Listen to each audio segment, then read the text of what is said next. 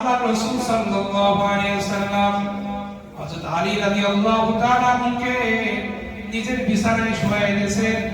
আর আল্লাহর রাসূল সাল্লাল্লাহু আলাইহি ওয়াসাল্লাম মুঠের মাঝে মুষ্টিময় কিছু বালু নিয়েছেন। এই বালু নিয়ে আল্লাহর রাসূল যখন ঘর থেকে বের হবে, ঘরের চতুর্পাশে মক্কার মুশরিকরা ঘেরাও দিয়ে আছে, মুহাম্মদ বের হবে তাকে হত্যা করে ফেলবে। নাউযুবিল্লাহ। আল্লাহর রাসূল ওই ধুলা মুঠির মধ্যে রেখে এইভাবে শাহাদিল ওযু বলে এইভাবে ছেড়ে দিয়েছেন। ওয়াজআলনা মিন বাইনি আইদিহিম সাদ্দান ওয়া মিন খালফিহিম সাদ্দান ফাআগশায়নাহুম ফাহুম লা ইউবসিরুন। এই আয়াত পড়ে যখন আল্লাহর রাসূল শাহাদিল ওযু বলে এইভাবে ধুলাটা এইভাবে নিক্ষেপ করেছেন, এক মুষ্টি বালু শত শত হাজার হাজার মুশরিকদের চোখ একবার অন্ধ করে দিল। সুবহানাল্লাহ। করেছেন কে?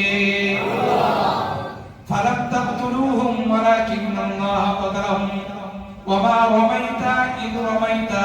হে পয়গম্বর, আপনি যখন নিক্ষেপ করেছেন আপনারা রামাইতা ওয়া মা রামাইতা, আপনি নিক্ষেপ করেন নাই, ওয়ালাকিন্নাল্লাহ রামা, বরং আমি আল্লাহ তাআলা কুদরতিভাবে ছড়াই দিয়েছি। সুবহানাল্লাহ।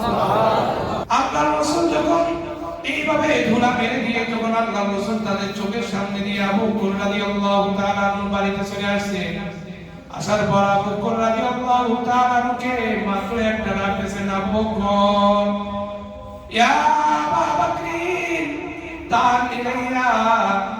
ও আবু বকর, ইফতাহ বাবা, কদ জিতু মুহাম্মদ, আমি মুহাম্মদ তোমার কাছে চলে আসছি, তুমি দরজা খোলো।